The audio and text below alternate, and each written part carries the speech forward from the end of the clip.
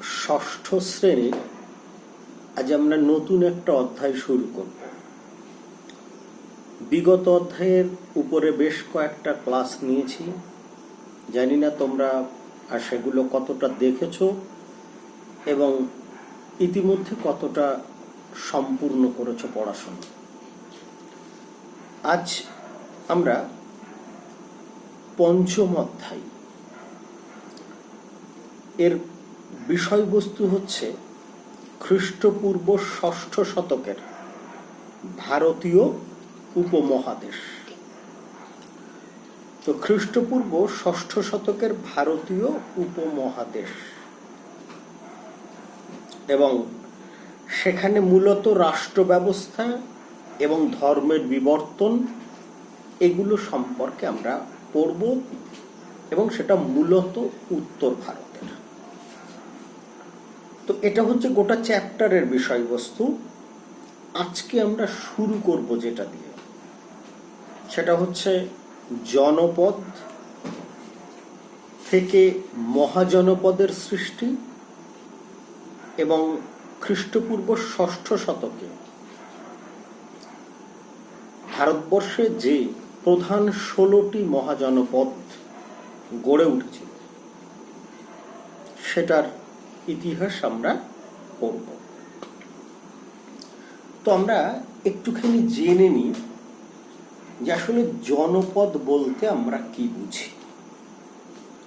সেখানে বলা হয় জনপদ শব্দটি মূলত দুটি শব্দের সংযুক্তিকরণের ফল, জন এবং পদ। এই দুটি ভিন্ন শব্দ যুক্ত হয়ে জনপদ তৈরি হয়েছে। আসলে জন শব্দের অর্থ হচ্ছে কোনো জনগোষ্ঠী বা উপজাতি, পদ শব্দের অর্থ হচ্ছে পা। তার মানে আক্ষরিক ভাবে জনপদের অর্থ হল কোনো নির্দিষ্ট জনগোষ্ঠী বা জন যেখানে পা রাখে বা রেখেছে তাকেই আমরা বলি জনপদ। এক কথায় মানুষ একটা নির্দিষ্ট স্থানে বসবাস করার জন্য যেখানে পা রাখে সেই জায়গাটাই তখন জনপদে পরিণত হয়। তাহলে জনপদ হচ্ছে কোনো একটা গোষ্ঠীর নির্দিষ্ট বসতি অঞ্চল। তো আমরা প্রাচীন ভারতে গ্রামের কথা পড়েছি। গ্রাম থেকে একটু বড় অঞ্চল হলো জন। সেই জনকে কেন্দ্র করে তৈরি হয়েছে ছোট ছোট রাজ্য। এইভাবে জন থেকে তৈরি হয়েছে জনপদ। খ্রিস্টপূর্ব ষষ্ঠ শতকে ভারতবর্ষের মানে ভারতীয় উপমহাদেশে এরকম অনেকগুলি জনপদের কথা জানা যায় এবং সেই জনপদগুলির শাসনকর্তা কারা, জনপদগুলি কোন অঞ্চলে তৈরি হয়েছিল, প্রত্নতাত্ত্বিক বিভিন্ন নিদর্শন থেকে আমরা সেটা জানতে পারি। এরকম বেশ কতগুলো মহাজনপদের কথাও আমরা জানতে পারি বৌদ্ধ এবং জৈন ধর্মগ্রন্থ থেকে। অর্থাৎ আমরা বলতে পারি যে খ্রিস্টপূর্ব ষষ্ঠ শতকে মূলত উত্তর ও মধ্য ভারত এবং দক্ষিণ ভারতের সামান্য অঞ্চল নিয়ে যে জনপদ থেকে মহাজনপদ তৈরি হয়েছিল সেগুলিকে আমরা 16টা অঞ্চলে ভাগ করি। অর্থাৎ খ্রিস্টপূর্ব ষষ্ঠ শতকে ভারতবর্ষে 16টি মহাজনপদ গড়ে উঠেছিল এবং এই জনপদগুলি অর্থাৎ এই মহাজনপদগুলি আবার ধীরে ধীরে নিজেদের আয়তন বৃদ্ধি করে, পারস্পরিক সংঘাতে লিপ্ত হয় এবং শেষ পর্যন্ত জনপদগুলি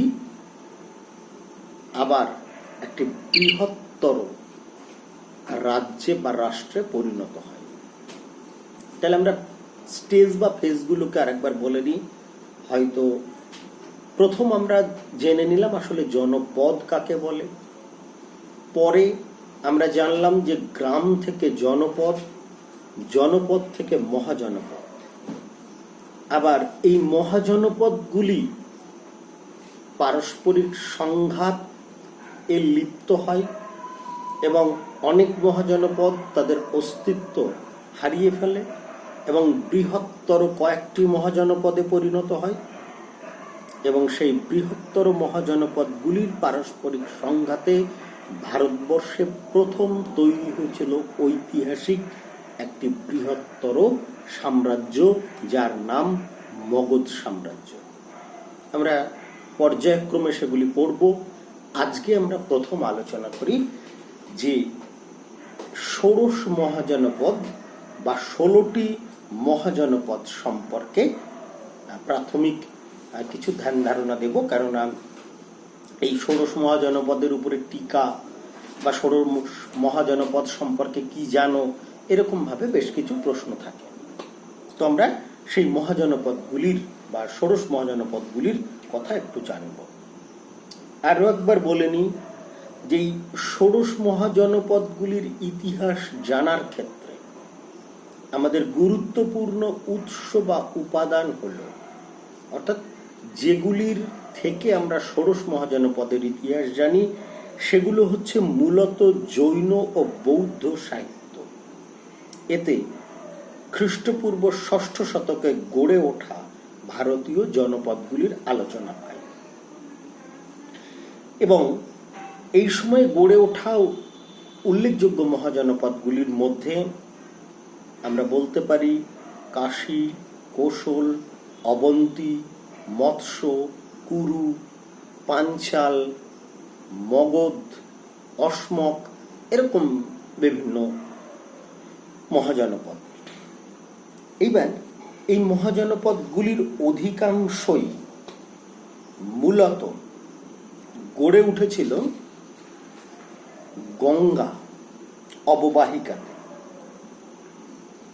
গঙ্গা যমুনা উপত্যকাকে কেন্দ্র করেই এই বেশিরভাগ মহাজনপদগুলি তৈরি হয়েছিল এবং আজকের ভৌগোলিক অবস্থান অনুযায়ী মূলত এগুলি ছিল মধ্য ও উত্তর ভারত অঞ্চলে। এই জনপদগুলির মধ্যে একমাত্র অসমক এটা ছিল দক্ষিণ ভারতে। তো এই 16টি মহাজনপদের বেশিরভাগই ছিল প্রকৃতিগতভাবে রাজতান্ত্রিক। দুই একটা মহাজনপদ ছিল অরাজতান্ত্রিক বা গণরাজ্য। এই গণরাজ্যগুলি আবার সেখানকার জনগণের দ্বারা শাসিত বা পরিচালিত হতো। তো মহাজনপদগুলির শাসন ব্যবস্থা সম্পর্কে আমরা আলাদাভাবে পড়ব। আজকে জনপদগুলির ইতিহাস আরেকটু জেনে নিই। তাহলে প্রথম জনপদগুলির কথা আমরা কিসের থেকে জানতে পারি একটা বিষয়। দ্বিতীয় বিষয় হচ্ছে এই মহাজনপদগুলি মূলত ভারতবর্ষের কোন অঞ্চলে গড়ে উঠেছিল, অর্থাৎ এদের অবস্থান কোথায় ছিল। তারপরে এই মহাজনপদগুলির শাসন ব্যবস্থার প্রকৃতি কেমন ছিল, এগুলো আমরা বলেছি। এবার এই জনপদগুলির পারস্পরিক সংঘাতের ইতিহাস আমরা একটু জানব। আমি ইতিপূর্বেই 16টা মহাজনপদগুলির মধ্যে অনেকগুলির নাম বলেছি। এবার স্বাভাবিক নিয়মেই এই মহাজনপদগুলির রাজারা পূর্ববর্তী ঋগ্বৈদিক যুগের বা পরবর্তী ঋগ্বৈদিক যুগের রাজাদের থেকে অনেক বেশি শক্তিশালী ছিল, অনেক বেশি সম্পদশালী ছিল। ফলে এরা প্রত্যেকে নিজেদের কর্তৃত্ব এবং সম্পদ ও ক্ষমতা বৃদ্ধির জন্য সর্বদাই পারস্পরিক দ্বন্দ্বে লিপ্ত থাকত। এক কথায় মহাজনপদগুলির মধ্যে বিবাদ বা ঝগড়া ছিল খুব স্বাভাবিক ঘটনা এবং প্রত্যেকে চাইতো অন্যের মহাজনপদটি দখল করে নিজের রাজ্যের বা নিজের জনপদের সীমানাটা বাড়াতে। এভাবে এই 16টা মহাজনপদের মধ্যে পারস্পরিক সংঘাতের ফলশ্রুতিতে শেষ পর্যন্ত 16টা মহাজনপদ পরিণত হয় 4টি মহাজনপদে।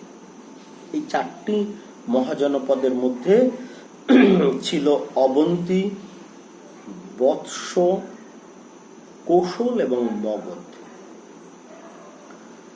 তাহলে ভাবো 16টা ভেঙে 4টিতে পরিণত হলো। তাহলে মহাজনপদগুলির আয়তন যে 4টি টিকে থাকলো, সেই 4টির আয়তন পূর্ববর্তী মহাজনপদগুলির থেকে অনেক বেশি বৃদ্ধি পেল। এই 4টি মহাজনপদের মধ্যে আবার সংঘাতের পরিমণ্ডল তৈরি হলো। এই 4টি মহাজনপদের মধ্যে পারস্পরিক সংঘাতের ফলশ্রুতি হিসাবে আবার শেষ পর্যন্ত 2টি মহাজনপদ টিকে থাকলো। একটা হচ্ছে মগধ, একটা হচ্ছে কোশল। কোশলের রাজা ছিলেন বিম্বিসার এবং মগধের মগধের রাজা ছিলেন বিম্বিসার এবং কোশলের রাজা ছিলেন প্রসেনজিৎ। এই 2টি মহাজনপদের মধ্যে আবার সংঘাতে শেষ পর্যন্ত কোশলের রাজা প্রসেনজিৎকে পরাস্ত করে মগধের রাজা বিম্বিসার জয়লাভ করেন এবং এই মগধকে কেন্দ্র করেই পরবর্তীকালে বৃহত্তর ঐক্যবদ্ধ ভারতবর্ষ তৈরির প্রেক্ষাপট রচিত হয়েছিল এবং যেটা পরবর্তীকালে ভারতের প্রথম ঐতিহাসিক সাম্রাজ্য মৌর্য সাম্রাজ্যে পরিণত হয়েছিল। আমরা একটু বাড়তি বলে নিই, সেটা হচ্ছে তাহলে 16টা মহাজনপদ, পারস্পরিক সংঘাতের ফলে 12টার অস্তিত্ব বিলুপ্ত হয়, 4টে মহাজনপদে পরিণত হয়। 4টি জনপদের মধ্যে আবার পারস্পরিক সংঘাত, শেষ পর্যন্ত 2টো তার অস্তিত্ব হারায় এবং 2টো টিকে থাকে, একটা মগধ এবং আর একটা হচ্ছে কোশল। মগধ এবং কোশলের মধ্যে দ্বন্দ্বে চূড়ান্তভাবে জয়লাভ করেন মগধ রাজা বিম্বিসার আর কোশল রাজ প্রসেনজিৎ পরাস্ত হন। ভারতবর্ষে এই মগধকে কেন্দ্র করে পরবর্তীকালে সর্বভারতীয় বৃহত্তর ঐতিহাসিক সাম্রাজ্য তৈরির প্রেক্ষাপট রচিত হয়। তাহলে আজকে আমরা প্রথম থেকে আরেকবার বলে নিই। প্রথমেই আমরা পঞ্চম অধ্যায়ের কি কি পাঠ্য সে সম্পর্কে একটু আলোকপাত করেছি। তারপর জনপদ কাকে বলে তার সংজ্ঞা বলেছি। এরপরে গ্রাম থেকে কিভাবে জনপদ তৈরি হয়, জনপদ থেকে কিভাবে মহাজনপদ তৈরি হয় সে কথা বলেছি এবং এই মহাজনপদ গুলির কথা আমরা মূলত কিসের থেকে জানতে পারি সেই কথা বলেছি এবং মহাজনপদ গুলির ভৌগোলিক অবস্থান কোথায় সেটা বলেছি এবং মহাজনপদগুলির মধ্যে পারস্পরিক যে সংঘাত এবং সেই সংঘাতের ফলশ্রুতিতে 16টার থেকে 4টের থেকে 2টোর থেকে শেষ পর্যন্ত একটা মগধে এবং সেই মগধ থেকে পরবর্তীকালে বৃহত্তর ভারতবর্ষের ঐক্যের প্রেক্ষাপট রচিত হয় এবং মগধ কেন্দ্রিক সর্বভারতীয় সাম্রাজ্য তৈরির প্রেক্ষাপট রচিত হয়। এই অবধি তোমাদের আজকে পড়ালাম। পরবর্তীকালে আমরা পর্যায়ক্রমে এই অধ্যায়ের বিভিন্ন বিষয় আলোচনা করব। বাবা, আমি এসে গেছি।